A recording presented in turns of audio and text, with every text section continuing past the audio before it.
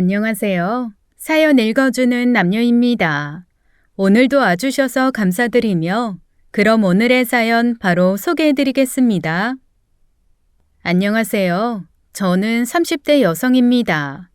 저는 결혼이라는 걸 하면서 처음으로 시댁 갈등이라는 걸 겪어보게 되었는데요. 보통의 고부관계 갈등이 아닌 시아버지와의 갈등으로 이렇게 사연을 보내게 되었습니다. 친구들에게 제 이야기를 해주면 모두 기겁을 하며 이렇게 묻고는 해요. 진짜 그런 사람이 있어?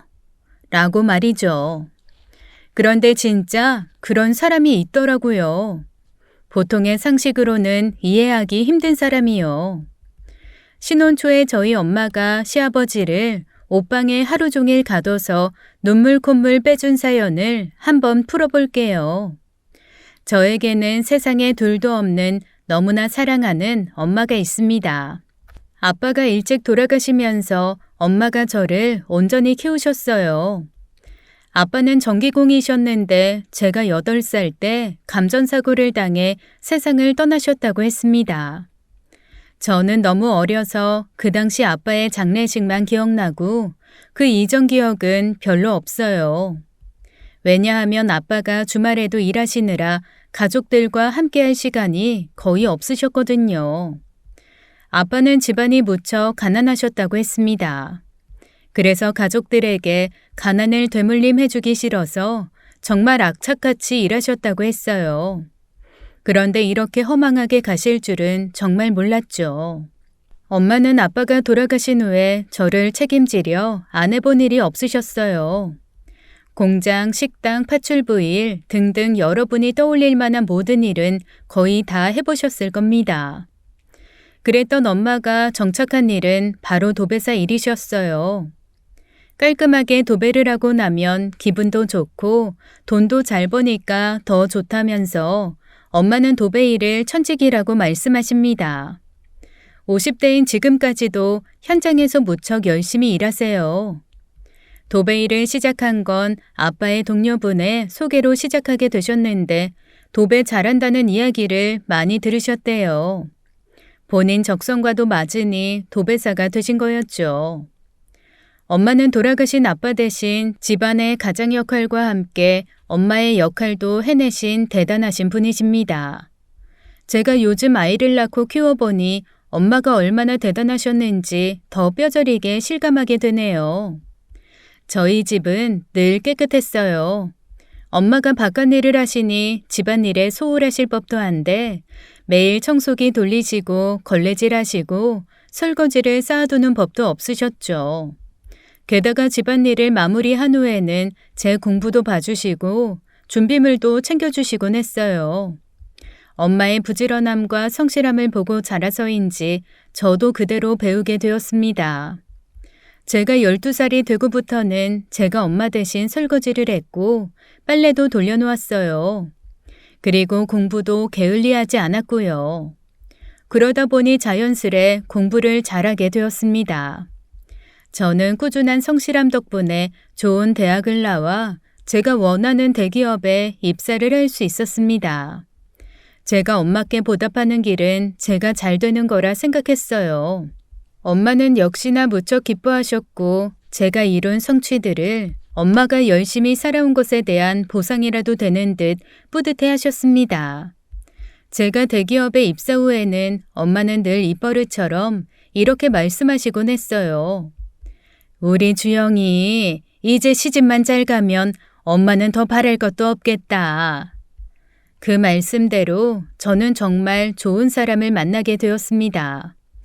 남편을 만나게 된 건 엄청난 우연이었어요. 제가 지하철을 탄 날이었어요. 한 남자가 지하철에서 내리는데 지갑을 툭 떨어뜨리고 내리더라고요. 그래서 제가 빛의 속도로 그 지갑을 주어서 그 남자에게 빠르게 던져주었죠. 다행히 지하철 문이 닫히기 바로 직전에 지갑이 문을 통과했어요. 통과한 지갑은 그 남자의 등을 툭 치고 떨어졌습니다. 지갑에 등을 맞은 남자는 뒤를 돌아보았고 자기 지갑이 떨어진 걸 보고는 황당한 얼굴로 바로 저를 바라보았어요. 저는 손으로 오케이 사인을 보내며 웃어 보였습니다. 그 남자는 지하철이 출발하고서도 저를 계속 뚫어져라 쳐다보았어요. 하얀 얼굴에 입술이 빨간 다소 곱상하게 생긴 남자여서인지 그 얼굴이 꽤나 뇌리에 박혔습니다. 참 남자가 예쁘게도 생겼네. 라고 생각하며 회사를 왔다 갔다 하던 어느 날 그 남자를 또 보게 되었어요. 알고 보니 그 남자 우리 회사 사람이더라고요. 정말 이런 우연이 있나 싶을 정도였죠. 그 남자는 저를 보자마자 대번에 알아보더군요. 지갑 투수 맞죠? 혹시 야구 좋아해요? 그게 지금의 제 남편이 건넨 첫 마디였어요. 어느새 저는 남편과 야구를 보러 다니는 연인 사이가 되었고 우리는 3년이라는 시간 동안 연애를 하게 되었습니다. 그러다 보니 자연스레 결혼 이야기까지 오고 가게 되었죠. 결혼 이야기가 나오니 서로의 부모님에 대한 이야기도 하게 되었습니다. 저는 남편들 사람에게 말했어요. 엄마가 도배 일을 하며 저를 홀로 키워오셨다고요. 그 말에 남편은 이렇게 대답했습니다. 어머님이랑 우리 엄마랑 공통점이 있으시네. 우리 엄마도 나를 거의 혼자 키우신 거나 마찬가지거든. 우리 부모님 이혼하셨어. 아버지랑은 서로 연락 안 하고 지낸 지 오래되어서 앞으로 볼 일은 없을 거야. 아마 내 결혼식에도 못 오실 거고. 아니, 사실 부를 생각도 없어. 남편은 시아버지에 대한 안 좋은 감정을 갖고 있는 것 같았어요. 거의 없는 사람 셈치면 된다고 신경 쓰지 말라고까지 말했죠. 오래전 이혼 후 연락 끊고 지낸 지 오래되었다면서 앞으로도 볼 일 없을 거라고 했습니다. 시아버지가 어떤 분인지 궁금했지만 남편은 시아버지 이야기를 꺼내는 걸 무척 싫어하는 눈치였어요. 우리는 아주 조용한 상견례를 치르게 되었습니다. 저와 엄마, 남편과 시어머니 이렇게 네 사람이 모여 조용조용 이야기를 나누었죠. 엄마와 시어머니는 그동안 살아온 삶이 닮은 꼴이어서 그런지 꽤나 이야기가 잘 통하는 듯 했어요.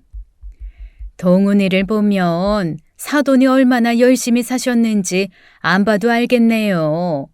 엄마 혼자 일하면서 자식 공부까지 똑바르게 시키는 게 어디 쉬운 일인가요? 동훈이가 참 인성도 바르고 똑똑하기까지 하니 이게 다 사돈덕 아니겠어요? 이렇게 귀한 아드님을 제 사위로 삼을 수 있어서 참 감사하네요. 저야말로 주영이 같은 며느리를 얻을 수 있어서 복 받았죠. 사돈도 혼자서 주영이 키우시느라 많이 힘드셨죠? 제가 그 마음 다 압니다. 돈 벌어야지 애 엇나가지 않게 키우려고 부지런 떨며 가르쳐야지. 그게 어디 보통 정성으로 되나요?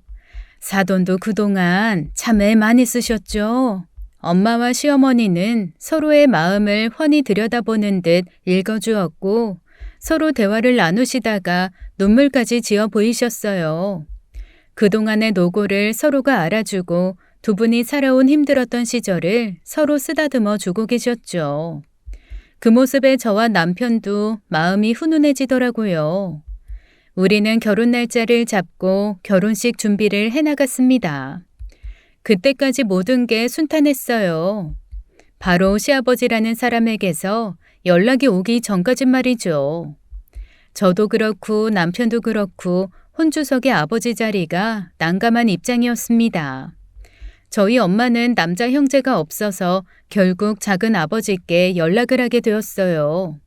작은 아버지는 흔쾌히 혼주석에 앉아주신다고 했죠.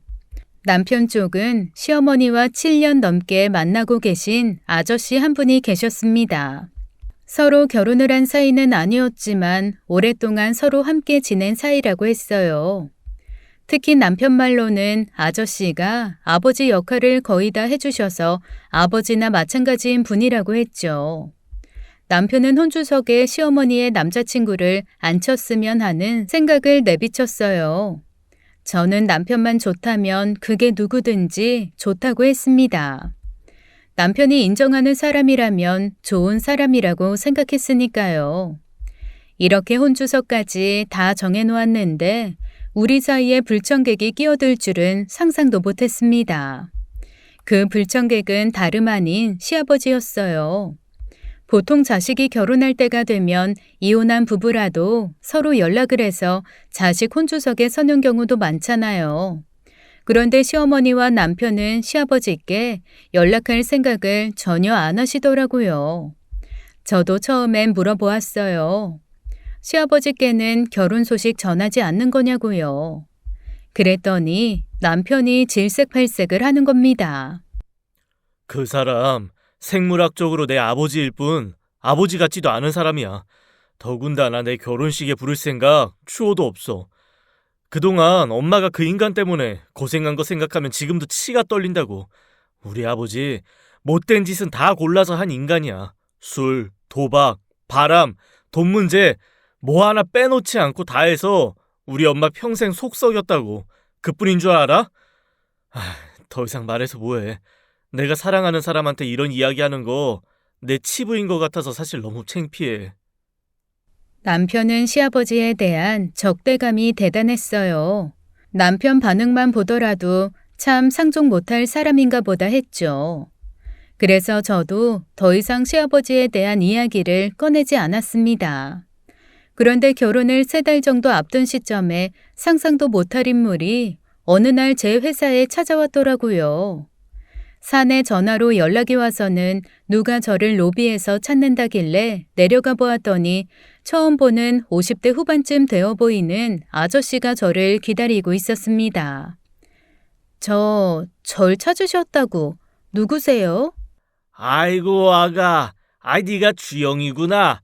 이거 참 아주 참하고 예쁘게도 생겼네. 누구신데요? 내가 네 셰비다. 반갑다 반가워. 그러면서 제 손을 덥석 잡으시고는 어루만지시더라고요. 처음 보는 사람이 이러니 당황스럽고 게다가 자신이 제 시아버지라는 말에 놀랍기도 했죠. 시아버지는 제게 잠시 이야기 좀 나누자더니 저를 사내에 있는 작은 카페로 불렀습니다. 갑자기 찾아와서 당황했지? 나도 정식으로 만나고 싶었는데 그지 시어머니가 자꾸 널 못 만나게 하잖냐? 과거는 과거고 현재는 현재인데 내가 내 아들 결혼식도 못 가보는 게 말이 되냐?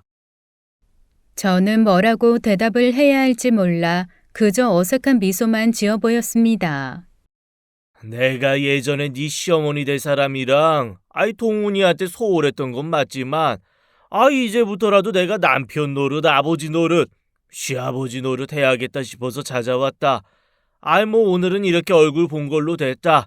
아주 내 생각보다 더 참하고 예쁜 색시 얻은 것 같아서 내가 아주 기분이 좋네. 회사도 이렇게 좋은 데 다니고. 그럼 이만 가보마. 조만간 또 보자. 그렇게 갑자기 나타난 시아버지는 자기 할 말만 하고는 홀연히 사라지셨습니다. 저는 그날 일을 남편에게 이야기했어요. 남편은 괴로운 듯한 표정으로 머리를 감싸주더니 한숨을 푹 쉬더라고요. 그리고 어떻게 된 일인지 제게 설명을 해주었습니다. 알고 보니 시어머니와 남편이 시아버지에게 결혼 사실을 숨기고 말하지 않은 이유가 있었더라고요. 시아버지가 시어머니와 이혼한 후에 시어머니를 스토킹했다고 하더라고요. 자꾸만 찾아와서 괴롭히는 바람에 몰래 이사까지 감행하며 시아버지와 연을 끊었다는 게 남편의 설명이었어요. 그런데 남편이 결혼을 하게 되면서 친가 쪽 친척들에게 청첩장을 보내게 되었대요. 이것까지는 괜찮았다고 합니다. 왜냐하면 친가 쪽 친척들도 시아버지의 만행을 알기에 일부러 결혼 소식을 전할 사람들은 없었으니까요. 그런데 문제는 먼 친척의 귀에까지 결혼 소식이 들어가면서 그게 건너 시아버지 귀에까지 들어간 모양이었어요. 결국 청첩장까지 보게 된 시아버지가 주소지를 보고 시어머니를 찾아왔고 시어머니가 말리는데도 불구하고 혼주석 자리에 앉겠다고 고집을 부리셨다고 했습니다. 그리고 저를 보겠다고 찾아오신 거였고요. 나 23살 때 나 군대에 있을 때 엄마가 아버지 때문에 몰래 야반 도주했어. 우리 아버지가 하도 엄마 괴롭혀서. 그런데 내 결혼 때문에 아버지를 다시 만나게 될 줄 정말 몰랐네. 심지어 그 인간이 혼주석에 앉겠대. 시아버지는 혼주석에 앉으러 가겠다며 통보를 했다고 했습니다. 이 과정에서 시어머니가 말리셨는데 시아버지가 고집을 부리셨나 봐요. 상황이 이렇게 되니 시어머니의 남자친구분은 한 발짝 물러서셨다네요.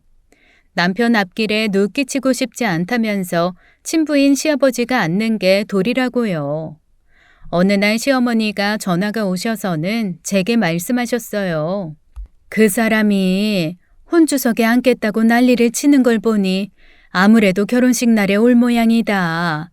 결혼식 날에 보고 나면 앞으로 볼 일 없을 테니까 너무 신경 쓸 필요 없어. 그나저나 네 회사까지 찾아갔다고 하니 내가 대신 사과하마. 주영이 네가 많이 당황했지? 전 괜찮아요, 어머님. 그보다 아저씨가 많이 서운하실까 봐 걱정이네요. 남편한테는 아버님 같은 분이시라던데.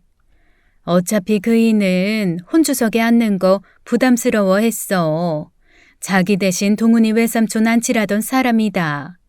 아무튼 그 사람까지 신경 써주고 고맙네. 시어머니의 남자친구인 운재 아저씨는 남편에게는 아버지와 같은 역할을 해오신 분이었어요. 저도 몇 번 뵌 적이 있는데 참 점잖고 수더분한 분이었습니다.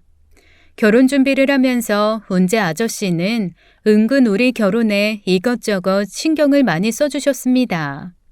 아저씨는 정말 아들 장가 보내는 심정으로 예물도 좋은 걸로 챙겨주시려고 하셨어요. 그렇게 챙겨주시면서도 공치사는 바라시지 않으셨죠. 남편이 왜 운재 아저씨를 좋아하는지 알겠더군요. 운재 아저씨는 참 마음이 따뜻한 분이었어요. 그도 그럴 게 시어머니가 평생 일만 하고 사셨는데 딱 3년 정도 일을 아예 쉬신 적이 있다고 했습니다. 그 당시 위암 때문에 수술도 하고 항암 치료도 받느라 3년을 쉬셨대요. 운재 아저씨가 그때 시어머니 옆에서 많이 도와주셨고 경제적으로나 심적으로 많은 의지가 되어주셨다고 했어요. 그때가 남편이 대학교 3학년 때였는데 그 후로 졸업할 때까지 대학 등록금도 아저씨가 거의 다 내주셨다고 했죠. 남편은 감사한 마음과 부담스러운 마음 때문에 아르바이트를 해서 돈을 모아 아저씨께 가져다 드렸대요. 그런데 아저씨는 그 돈을 거절했다고 했습니다. 그때 거절하던 아저씨의 말을 남편은 지금도 잊지 못한다고 했어요. 내가 해준 등록금은 네 엄마가 해준 거나 마찬가지야. 어느 자식이 부모가 학비 내줬다고 그 돈을 갚냐? 넌 날 그 정도로밖에 생각 안 한 거냐? 그러면 그 돈 거기 두고 가고. 남편은 그 말에 눈물이 났다고 했어요.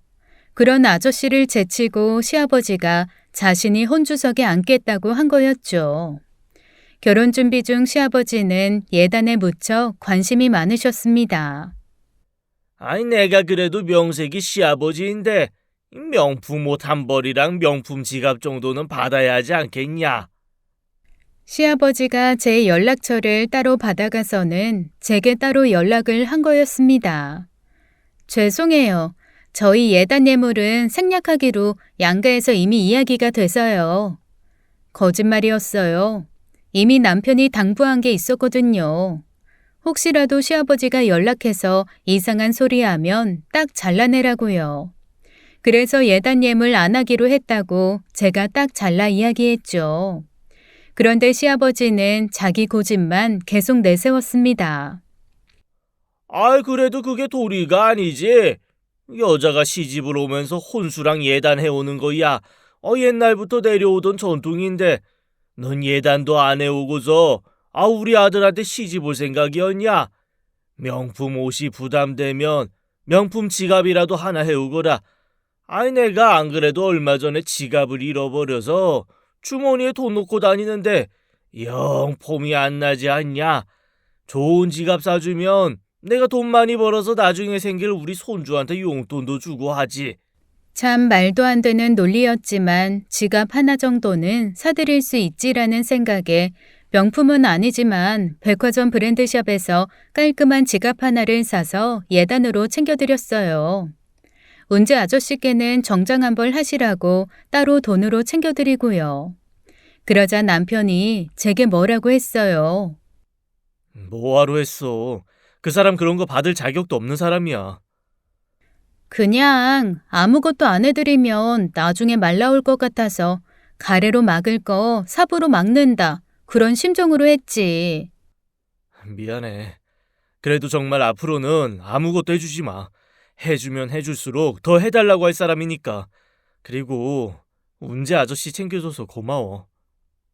나중에 시아버지가 명품 지갑인 줄 알았다가 명품이 아닌 걸 알고는 엄청 실망을 하셨지만 그래도 저는 책 잡히지 않을 만큼은 했다고 생각했죠. 그렇게 우리는 결혼식을 치르게 되었어요.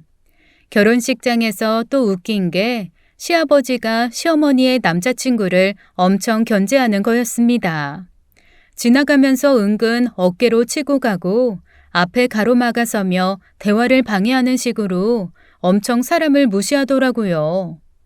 참 시아버지라는 사람이 마음 심보가 태평양 아래 가라앉아 있는 모래알 같구나 생각했어요. 아무튼 결혼식은 무탈하게 치러졌습니다. 우리는 신혼집으로 서울에 있는 빌라 전세로 들어가게 되었어요. 비록 전세지만 저희 어머니가 도배는 꼭 직접 해주고 싶으시다고 해서 실크로 도배를 해주셨죠. 남편과 시어머니는 엄마께 무척 고마워하셨어요. 우리 부부가 양가 어머니를 모시고 조촐하게 집들이를 하게 되었습니다. 집들이를 하는 날 시어머니는 여러 반찬들을 싸서 챙겨주셨어요. 내가 할 줄 아는 거라고는 음식하는 것밖에 없어. 사돈은 이렇게 애들 집을 번듯하게 예쁘게 꾸며주셨는데 저는 고작 반찬 몇 개밖에 못했네요. 아닙니다. 저도 제가 할 줄 아는 게 도배라서 그런걸요. 애들 생각해 주셔서 반찬까지 보내주시고 저야말로 너무 감사하네요. 저희 시어머니는 학교에서 급식 담당을 하고 계세요. 시어머니도 젊은 시절부터 안 해본 일이 없으셨는데 학교 급식실에서 일하기 시작하면서 꽤 오랫동안 이 일을 해오셨다고 했습니다. 이 일이 나름 정년도 보장되고 이 연세의 급여도 300만 원 가까이 된다고 하시더라고요. 시어머니의 실력 발휘로 만들어진 반찬들은 정말 하나같이 다 너무 맛있었어요. 집들인 날 분위기가 무척 좋았습니다.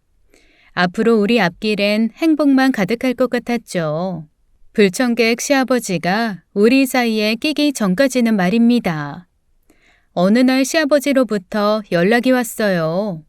다 죽어가는 목소리로 전화를 해서는 저희 집에 잠깐 들려도 되냐고 물으시더라고요. 사실 그전까지 시아버지께 신혼집 위치를 알려드리지 않았었어요. 남편이 절대로 알려주지 말라고 했었거든요. 아이, 너 지금 어디냐? 무슨 일이신데요? 내가 지금 길에서 넘어지는 바람에 다리를 좀 다쳤다. 아예 아무래도 어디 좀 앉아서 쉬어야 할 것 같은데 도무지 혼자선 못 걷겠구나. 아, 네가 좀 와봐야겠다. 아니면 너희 집이 가까우면 내가 그리로 가고. 아이, 주소 한번 불러봐라. 아버님, 그러지 마시고 너무 아프시면 병원을 가셔야죠. 말씀은 잘하실 수 있으신 것 같으니까 119로 전화 걸어보세요. 아이고, 됐고. 아, 주소나 불러보라니까. 아, 잠시만요. 땡땡시 땡땡구 땡땡동 어디예요? 어이, 그래, 알았다. 아이, 주소 보니 여기서 아주 가까운 모양이네. 내 금방 가마. 저는 저희 집 주소가 아니라 사실 아버님이 계시다는 곳 근처의 소방서 주소를 알려드린 거였어요. 나중에 시아버지께서 전화가 오셔서는 노발대발 화를 내셨죠. 아이, 집 주소 부르랬더니 왜 소방서를 알려주냐? 아, 아버님 많이 아프신 것 같아서 거기서 응급조치 받으시라고요. 제가 뭐 잘못했나요? 저는 시침이 뚝 떼고 내가 잘못한 게 뭔지 모르겠다는 투로 그렇게 대답을 했네요. 그 뒤로도 시아버지는 몇 번 더 저희 집 주소를 물으셨어요. 저는 비슷하게 스리슬쩍 넘겨버리고 전화를 꺼두거나 연락을 받지 않았죠. 남편에게도 말해주었더니 잘했다고 했습니다. 그러던 어느 날이었어요. 그날은 제가 그날이라 허리 통증이 심해서 회사에 하루 연차를 낸 날이었어요. 침대에 누워있는데 초인종 소리가 들리더군요. 띵동. 이 시간에 올 사람이 없는데 누구지? 저는 의아해하며 누구시냐고 물었습니다. 그랬더니 기겁할 만한 목소리가 들려왔죠. 아가 나다. 아이 뭐해? 어서 문 열어라. 시아버지가 밖에 서서는 얼른 문을 열라고 하는데 소름이 끼쳤습니다. 저는 분명히 주소를 알려준 적이 없었거든요. 남편도 절대 알려줄 사람이 아니었고요. 저는 어쩔 수 없이 문을 열어드렸죠. 사람을 그렇게 오랫동안 문 밖에 세워두는 법이 어딨어? 네 시아버지인 줄 알며 퍼뜩퍼뜩 문 열어야지. 그런데 저희 집은 어떻게 하시고 찾아오셨어요? 내가 그거 하나 못 알아낼까봐. 너 퇴근할 때 우연히 봤다. 우연일 리가 없었습니다. 시아버지는 의도적으로 제 뒤를 따라온 것 같았죠. 시아버지는 제게 고등어 2마리를 건네시면서 말씀하셨어요. 이거 받아라. 이거 오는 길에 싱싱해 보여서 사왔어. 그냥 오셔도 되는데 뭘 이런 걸 사오셨어요. 그래도 내가 염치가 있지. 내가 먹을 건 사와야지. 점심에 이것 좀 구워봐라. 한 마리는 뒀다가 나중에 먹고, 한 마리만 구워서 너랑 나랑 같이 먹자. 아버님, 죄송한데요. 제가 오늘 몸이 안 좋아서 회사도 못 나갔거든요. 허리가 아파서 고등어는 구워드리지도 못하겠고 아버님도 그만 가주셨으면 좋겠네요. 시아버지는 그러냐며 자기는 신경 쓰지 말고 푹 쉬라고 하시더군요. 그러더니 다리가 아파서 잠시 앉아있다가 간다며 소파에 앉으셨습니다. 아버님이 여기 계시면 제가 불편해서 못 쉬어요. 죄송하지만 나중에 남편 있을 때 그때 오세요. 그렇게 딱 잘라 이야기했는데도 우리 시아버지는 정말 막무가내였어요. 리모컨을 찾아서 TV를 켜시더니 잠시만 쉬다가 나가겠다고 고집을 부리셨죠. 아이고, 목이 마르네. 아가, 차 한 잔만 내어와 줄래? 나는 녹차 커피 안 가리고 다 좋아한다. 아버님, 저희 집에 마땅한 차가 없어서요. 그 차보다 택시차는 어떠세요? 제가 지금 바로 불러드릴 수 있는데 음료는 집에 가서 드셔도 괜찮죠? 저희 집 정수기가 고장나서요. 저는 그러면서 핸드폰으로 콜택시를 불렀습니다. 아니다. 택시는 무슨? 차는 안 마셔도 돼. 어쩌죠? 이미 불렀어요, 아버님. 기사님 5분 후에 도착이시래요. 저는 안 가겠다고 버티는 아버님을 억지로 차에 태워서 보내버렸어요. 그제야 한숨 돌릴 수 있었죠. 그 당시 남편이 회사에서 중요한 프로젝트를 진행하고 있던 터라 스트레스 주기 싫어서 차마 남편에겐 시아버지가 찾아왔다는 말을 못했습니다. 제 선에서 알아서 시아버지를 차단하면 된다고 생각했거든요. 그 후로도 시아버지는 몇 번 더 찾아오셨습니다. 그냥 돌려보낸 적도 있는데 한 번은 무슨 얘기 하나 들어보려고 차를 내어드린 적도 있었어요. 시아버지는 많이 외로우신지 제게 이런저런 이야기를 쉬지도 않고 하시더군요. 특히 그 중에 제가 시아버지께 듣고 싶은 이야기는 남편의 어린 시절 이야기였어요. 그래서 시아버지의 이야기를 들어드리게 되었던 거였고요. 내가 젊었을 때 엄청 인기가 좋았어. 그러다 네 시엄마 만나서 결혼해서 동훈이 낳은 거지. 그때 내가 우리 가족 잘 살아보겠다고 밤이고 낮이고 쉬지 않고 일했는데, 그런데 이제 와 생각해보니 다 부질없었네. 결국엔 집에 없던 나만 가족들한테 버려줬으니 말이다. 그래도 내가 한때는 목돈을 만지던 사람이야. 내가 좀 공격적으로 투자하는 스타일이거든. 그래서 집 짓는 일에 투자해서 한때는 엄청 벌 뻔도 했지. 우리 안 따라서 부도가 나서 지금 이 모양 이 꼴이 됐지만, 돈 한 푼 없으니까 네 시애미도 네 남편도 다 떠나더구나.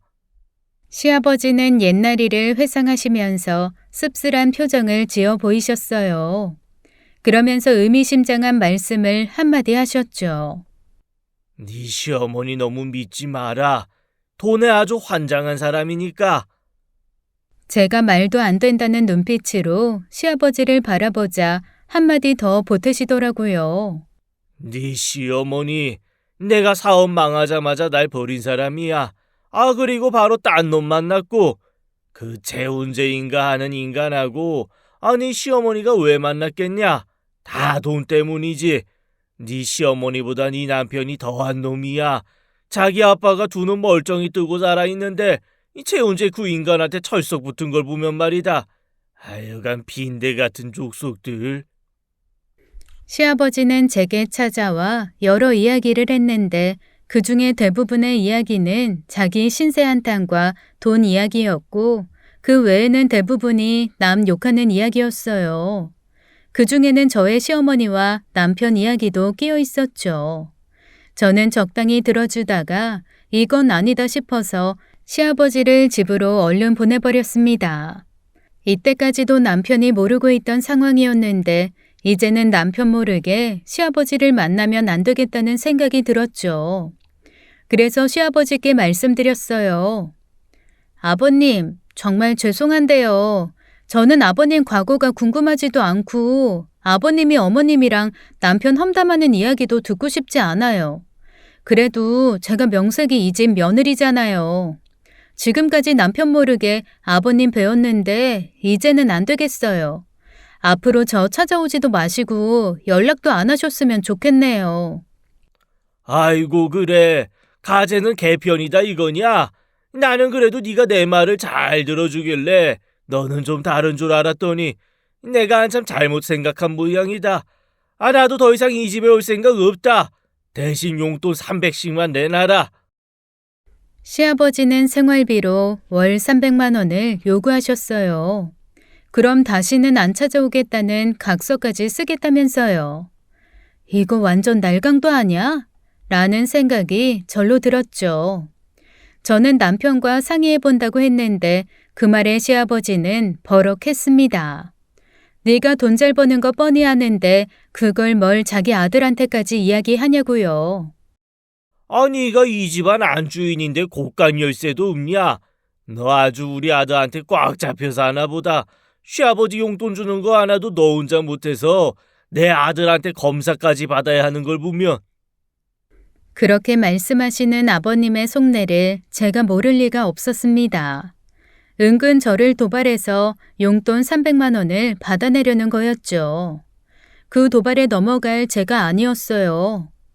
맞아요, 아버님. 저 남편한테 꽉 잡혀 살아요.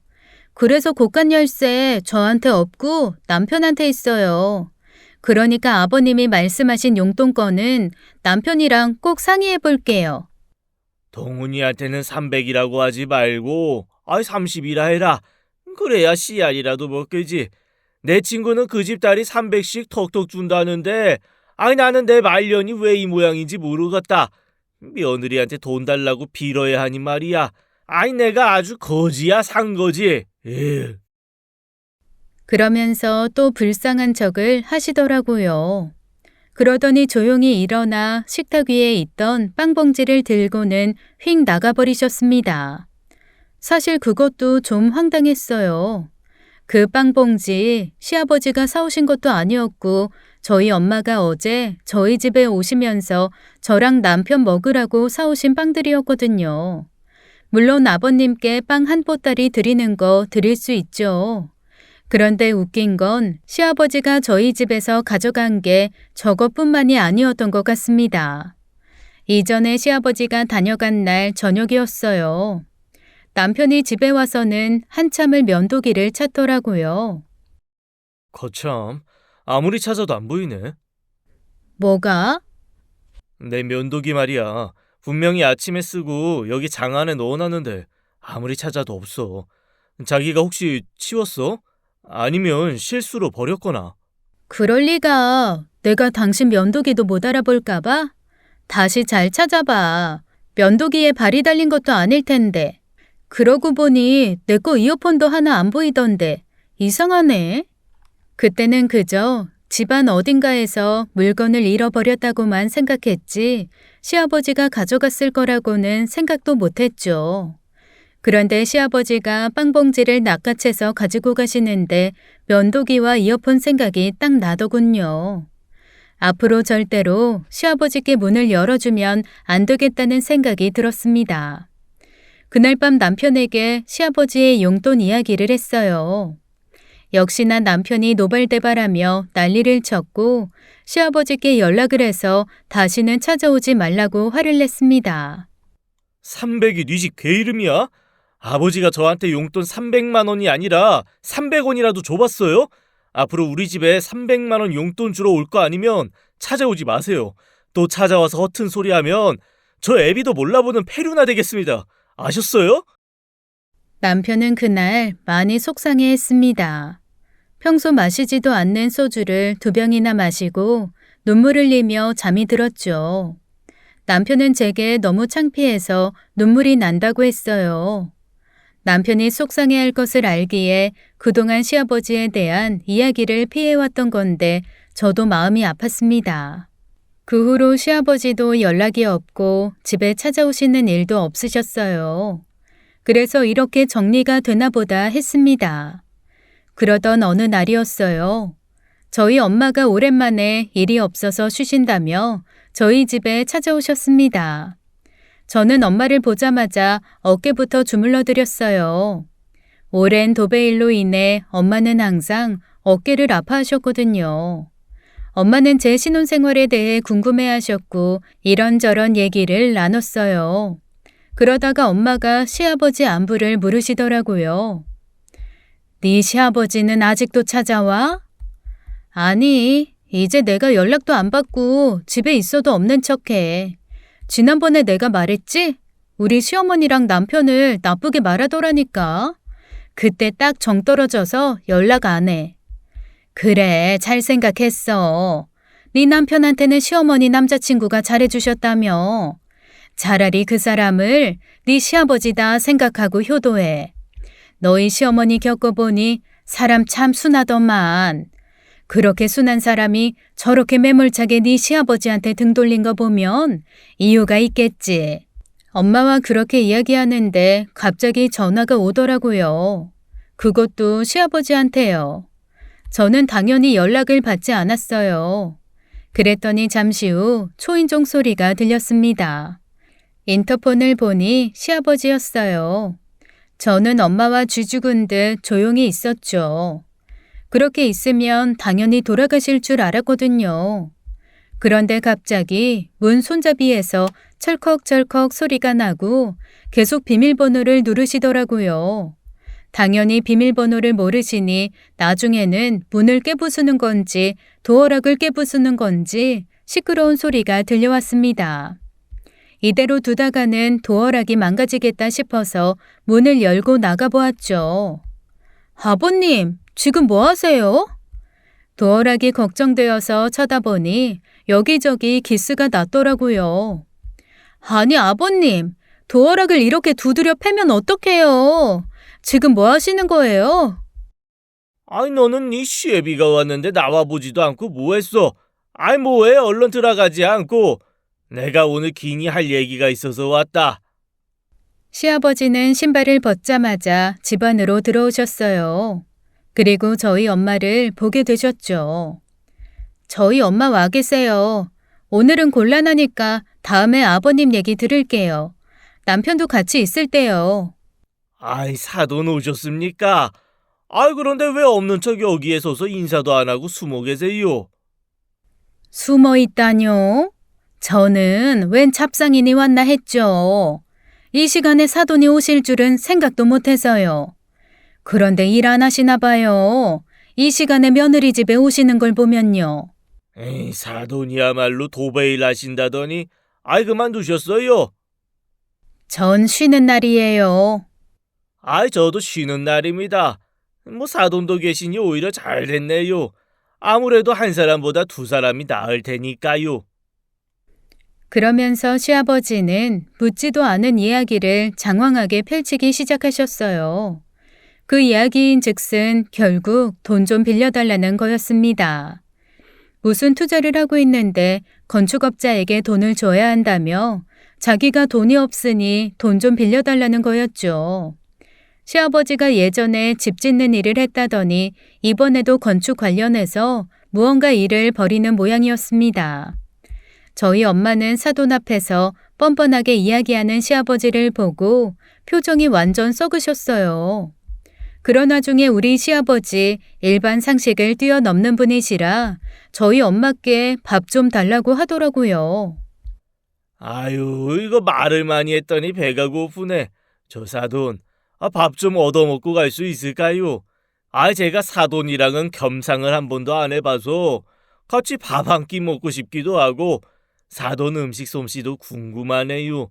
이 사돈이 워낙 미인이라 음식도 맛있을 것 같은데 말입니다. 그 말에 저희 엄마 벌떡 일어나셔서는 부엌으로 달려가셨어요. 아유, 제 솜씨는 뭐 그동안 해온 게 도배일 뿐이라. 변변치 않지만 배가 고프다고 하시니 잠시만 기다리세요. 금방 내올 테니까요. 시아버지는 저희 엄마가 자기 말에 움직이니 기분이 좋았는지 입꼬리가 귀에 걸리셨습니다. 저는 엄마에게 다가가 속삭이듯 말했죠. 엄마, 뭐해? 설마 아버님 식사 차려드리려고? 엄마 미쳤어? 하지 마. 가만 놔둬봐. 어떻게 나오나 보게. 엄마는 냄비를 하나 꺼내셔서는 무언가를 주걱으로 열심히 저어가며 보글보글 끓이셨어요. 그리고 곧 엄마가 시아버지를 부르셨죠. 식탁에 앉은 시아버지는 식탁 위에 놓인 그릇을 보고 얼굴이 시뻘게 지시더군요. 이게 뭡니까? 저더러 지금 이걸 먹으라는 겁니까? 왜요? 제 솜씨가 궁금하다고 하셨잖아요. 제가 도배 일만 18년이라 할 줄 아는 게 도배 풀 쓰는 것밖에 없어서요.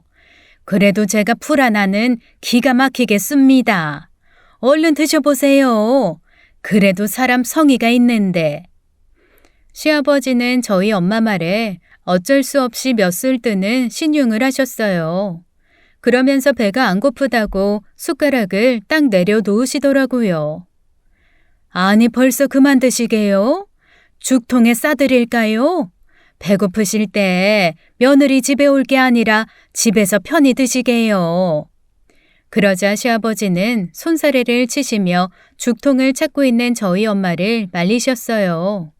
저희 엄마가 공사장 등 거친 남자들 사이에서 도배 일을 해오신 분이라 시아버지 같은 쭉정이 남자한테 기가 죽으실 분이 아니었죠.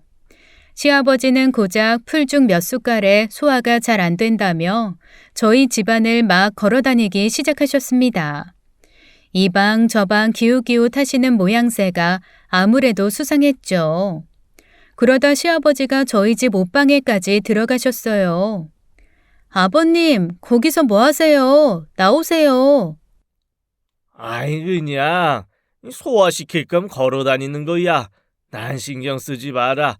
그나저나 이 방에 옷이 무척 많구나. 시아버지는 남편 옷을 옷가게 옷 구경하듯 보더니 하나씩 꺼내어서는 몸에 대어 보셨습니다. 아유, 사돈, 옷걸이가 좋아서 그런가 옷이 참 잘 받으시네요. 이왕 꺼낸 옷 한번 입어보세요. 제가 옷에 좀 납니다. 그럼 한번 입어볼까요? 그러면서 시아버지가 제 눈치를 보며 묻더라고요. 저는 대답 대신 그저 황당하다는 표정으로 보고 있는데 저희 엄마가 시아버지를 부추기더라고요. 예, 멋지실 것 같은데 얼른 입어보세요. 제가 문 닫아드릴게요. 그러고는 엄마가 방문을 확 닫아버리셨죠. 저는 놀란 눈으로 엄마를 바라보았어요. 왜냐하면 그 방은 문고리가 고장나서 한 번 닫히면 절대로 열리지 않았거든요. 엄마도 분명히 그 사실을 알고 계셨습니다. 사돈, 저희는 잠깐 요 앞에 나갔다 올 테니까 천천히 입고 계세요. 엄마는 신발장으로 가서 신발을 신는 척을 하곤 현관문을 한번 열었다가 닫더라고요. 실제로 나간 게 아니라 나가는 척만 하신 겁니다. 그리고는 제게 조용히 하라며 저를 안방으로 데리고 갔죠. 저 인간 툭 하면 너 찾아와서 돈 달라고 그런다더니 내 눈으로 직접 보니까 진짜 몹쓸 인간이다. 이참에 아주 확 혼쭐을 내줘야지 안 되겠어. 엄마, 어쩌려고? 한번 매운맛을 봐야 다시는 안 찾아오지. 잠시 후 시아버지가 방에서 나오려고 손잡이 흔드는 소리가 들렸습니다. 그런데 그 문이 열릴 리가 없었어요. 신혼집에 들어올 때부터 문이 망가져 있었는데 집주인이 고쳐준다고 하고는 여전히 안 고쳐주고 있었거든요. 시아버지는 방 안에서 나오려고 낑낑 애를 쓰는 소리가 들렸습니다. 아이고, 왜 이렇게 안 열려? 그때가 아주 더운 8월이었어요. 옷방에는 당연히 에어컨이 있을 리가 없었죠. 잠시 후 더워 하는 곡소리가 들리기 시작했습니다. 아이고, 숨이 안 쉬어지네. 아가, 너도 나갔냐? 사돈, 집에 있어요. 애타게 저와 엄마를 찾는 시아버지였어요. 그래도 우리 시아버지 인내심은 있는 건지 1시간을 꼼짝없이 안에서 기다리더라고요. 그러던 중 엄마는 제게 목욕이나 하고 오자고 하셨습니다. 아이고, 지갑을 놓고 갔네. 엄마는 능청스럽게 나갔다가 들어온 척을 하며 다시 나가는 신용까지 하시고는 저를 데리고 밖으로 후다닥 나가셨어요. 시아버지가 엄마를 애타게 부르는 소리가 들렸지만 엄마는 쌩하니 무시하고 나오셨죠. 목욕을 마치고 나니 시아버지가 갇힌 지 어느덧 3시간 반이 지나 있었습니다. 시계는 오후 4시를 가리키고 있었어요. 12시 반부터 4시까지 가장 더울 시간이었죠. 엄마와 저는 이쯤하면 됐다 싶어서 집으로 들어갔습니다. 집으로 들어가자 개가 짖는 것처럼 시아버지가 울부짖고 있었죠. 아가, 왔냐? 사돈, 사돈 나 여기 있어요. 문 좀 열어봐요. 이거 문이 고장났는지 안 열려서 나 여기 갇혔어요. 어머나 사돈, 왜 거기에 아직도 있어요? 집에 안 가셨어요? 문이 잠겨서 나 여기 지금 하루 종일 갇혀 있었어요. 목도 말라 죽겠고 오줌도 마렵고. 나 좀 빨리 꺼내줘요. 어머 아버님, 어쩌죠? 거기 문이 고장났나 봐요. 아무래도 119나 열쇠집 같은 데 연락해봐야겠어요. 그래. 얼른 연락해봐라. 내 핸드폰도 거실에 놓고 오는 바람에 연락도 못하고 여기 하루 종일 갇혀있다. 너무 더워서 이젠 눈앞도 노랗고 어지러워서 말도 못하겠어. 아버님, 잠시만 기다리세요. 저는 엄마와 숨죽여 키득키득 웃었네요. 여보세요? 거기 열쇠집이죠? 네? 오늘은 영업을 안 하신다고요? 네, 알겠습니다. 저는 일부러 시아버지 들으라는 듯 거짓으로 통화를 5통 정도 했습니다. 엄마는 옆에서 배꼽 빠져라 숨도 못 쉬고 웃고 계셨어요. 오늘 평일인데 뭔 열쇠집이 오늘 전부 다 쉰다냐? 그냥 당장 119에 전화해라. 이러다 나 죽겠다. 저는 결국 진짜로 열쇠집에 전화를 했습니다. 시아버지는 갇힌 지 4시간 반 만에 방에서 탈출할 수 있으셨어요.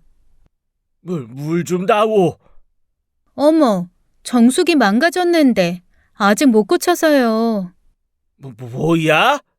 아까 풀죽 쓴 거라도 좀 드려요. 주영아, 탈수 오면 초상 치룬다. 얼른 가져다 드려. 시아버지는 결국 울며 겨자 먹기로 풀죽을 마셔야 했습니다. 땀을 얼마나 많이 흘리셨는지 옷이 다 젖어 있으셨어요. 풀죽을 한 사발 마신 시아버지는 거의 울기 직전이신 것 같았죠.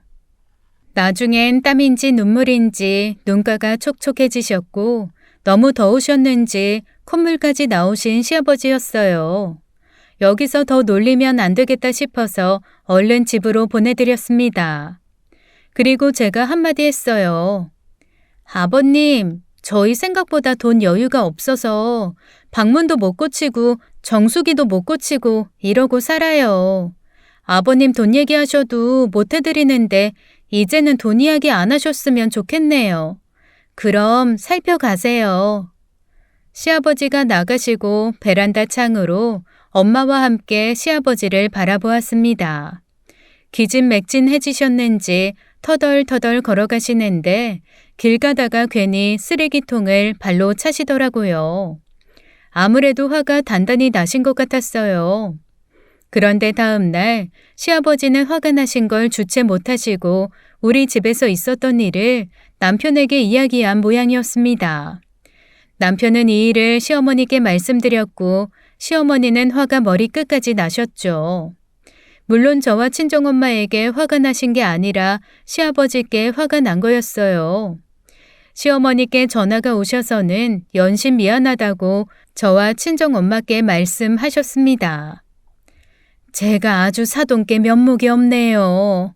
이혼해서 이미 끝난 사람인데 왜 여태 저러는지 모르겠습니다.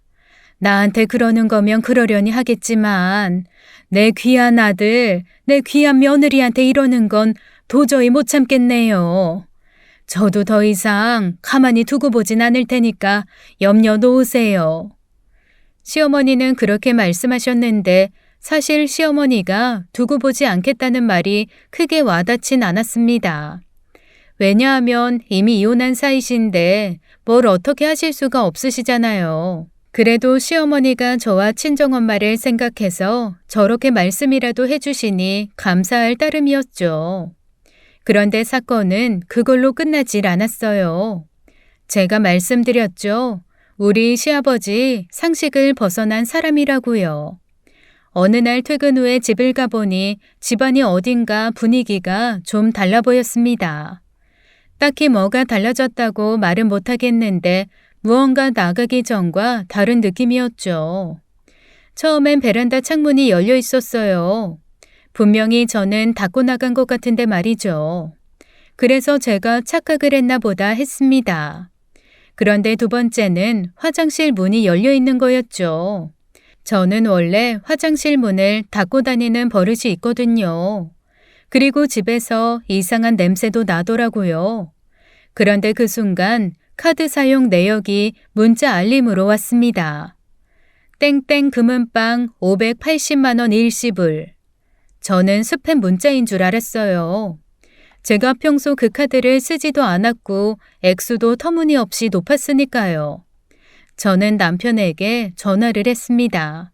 여보, 혹시 화장대 위에 있던 내 초록색 카드 그거 당신이 가지고 갔어? 무슨 소리야?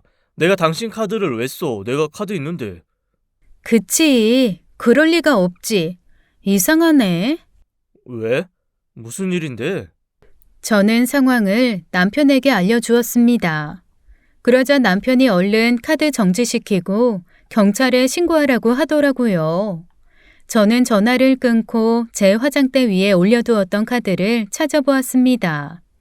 그런데 역시나 문제의 그 카드가 보이질 않았어요. 저는 얼른 카드사에 연락을 해서 카드를 정지시켰고 곧바로 경찰에 신고도 했습니다. 금은빵 이름과 사용 내역을 경찰에 알려주자 조사를 하겠다고 하더라고요. 그리고 저는 찜찜한 마음에 집에 있던 CCTV를 돌려보았어요. 신혼 초에 인터넷 가입을 하면서 저렴하게 받은 CCTV였습니다.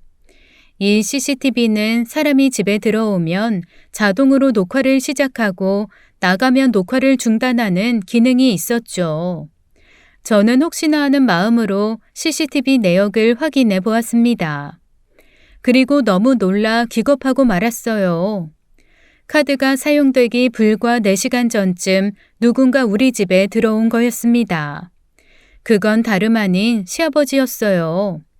더 놀라운 건 시아버지만 온 게 아니었죠. 웬 여자를 옆에 끼고 와서는 마치 자기 집인 양 우리 집에서 돌아다니기 시작했습니다. 음식도 시켜 먹고 화장실도 가고요. 그러더니 시아버지가 그 여자랑 안방에 들어가 한참을 있다가 나오더군요. 도대체 안방에서 뭘 한 건지 무척 찝찝했어요. 그들은 자신들이 어지른 물건을 치우기 시작하더니 쓰레기를 모두 한 봉투에 담아서 나가는 치밀함까지 보여주었습니다. 저는 남편에게 퇴근하자마자 집으로 곧장 오라고 했고 이 영상을 보여주었습니다. 남편이 그렇게 기겁하는 표정은 본 적이 없었죠. 당신이 혹시 비밀번호 알려줬어? 아니야. 내가 절대 그럴 사람 아닌 거 알잖아. 그치. 당신은 절대 안 그러지. 그럼 도대체 어떻게 들어오신 거야? 그런데 남편은 뭔가 짐작이 가는지 한참을 생각하다가 제게 말했습니다. 진짜 이 말까지 하기 싫었는데 우리 아버지 사기죄로 교도소 다녀온 적도 있어. 거기서 만난 열쇠 수리공이랑 집 털다가 도둑질로 잡혀 들어가신 적도 있고. 이젠 나이 들어서 안 그러시는 줄 알았는데 진짜 내가 너무 창피해서 얼굴을 못 들겠다. 주영아, 그냥 주거침입죄에 절도로 신고해. 아니, 내가 할게. 남편은 아버님이 사람을 써서 강제로 문을 따고 들어온 것 같다고 했습니다. 남편은 영상을 들고 경찰서를 찾아갔어요. 저는 남편을 말릴 생각이 없었습니다. 이건 정말 선을 넘어도 너무나 넘어간 거였으니까요. 남편은 시어머니께 이 사실을 알렸고 시어머니는 극대노를 하셨죠. 아무래도 이 인간 버릇 고쳐놔야지 안 되겠다. 나도 생각이 있어서 뭐 준비하는 게 있으니까 조금만 기다려봐. 그리고 경찰에 꼭 신고하고. 은재 아저씨도 화가 나신 것 같았어요. 카드 도난된 건 내가 최대한 빨리 알아보마. 왠지 그것도 그 자식 짓일 것 같네. 이번 기회에 아주 제대로 콩밥을 먹여야지. 안 되겠어. 은재 아저씨는 작년에 경찰을 정년 퇴직한 분이었습니다. 그래서 경찰서에 아는 인맥이 아주 많았죠. 그 덕인지 다음 날 바로 제가 신고한 경찰서에서 연락이 왔습니다. 카드 절도범은 시아버지가 맞았어요. 게다가 놀라운 건 금은방에서 한 번만 결제한 게 아니더라고요. 그 후로도 몇 번 더 카드 결제를 시도했는데 결제가 실패하니 그만둔 모양이었습니다. 조사가 시작되었고 우리는 시아버지와 대면까지 하게 되었습니다. 아버님, 도대체 금은방은 왜 가신 거예요? 네가 용돈도 못 준다, 돈도 못 빌려준다고 하니 네 카드로 금부치 사서 팔아먹으려고 용돈 쓰려고 했다. 왜? 그러면 안 되냐? 네가 먼저 용돈을 챙겨줬어야 이런 일도 없지. 이게 다 니들 탓이다. 니들만 잘 살면 다냐, 이 싸가지들아. 아버님, 말씀은 바로 하셔야죠. 세상에 어느 부모가 자식 등골 못 빼먹어서 안달인데요. 아버님이 정상이라고 생각하세요? 여보, 자기는 이제 이 사람 상대하지 마. 상대할 가치도 없어. 애초에 말도 안 통하는 사람이라고. 그때 같이 간 어머님이 말씀하셨어요. 애들 앞에서 위신은 못 세울 망정 추잡스럽게 며느리 카드에 손을 대? 야, 이 인간 말종아, 너네가 그냥 안 넘어가. 그러더니 시아버지 앞에 웬 종이 한 장을 내미셨어요. 그건 9년 전 작성된 차용증이었습니다. 시어머니가 시아버지와 헤어질 때 받아간 돈이라고 하더군요. 이혼해주는 조건으로 시어머니가 시아버지께 3천만 원을 준 거였다고 했습니다. 차용증을 본 시아버지는 그걸 보고는 어이없어 했죠. 그거 갚지 말라며. 그냥 주는 돈이라며. 그래서 내가 깔끔하게 이혼까지 해줬더니 왜 이래? 그거 당신이 나한테 위자료 준 거야. 당신이 바람 펴서. 입만 열면 거짓말. 너 내가 바람나서 이혼했다고 며느리한테 말했다며? 우리 이간질 시켜서 며느리 네 편 만들어서 등골이라도 빼먹으려고 했니? 도대체 왜 그러고 사니 인간아. 바람은 당신이 피워놓고 왜 나한테 덤터기를 씌워? 됐고, 나 당신이 나한테 돈 빌려가고 돈 갚겠다고 말한 거 다 녹음해뒀어. 3천만 원 빌려주면 이자 10%씩 갚기로 한 거 기억 안 나? 그 말에 시아버지 얼굴이 당황한 기색으로 바뀌었습니다. 거참, 아이 난 기억도 안 나는 걸 뭐라는 거야. 경찰 양반, 이거 오래전에 빌린 건데 안 갚아도 되는 거 아니요? 그러자 경찰분이 그러더라고요.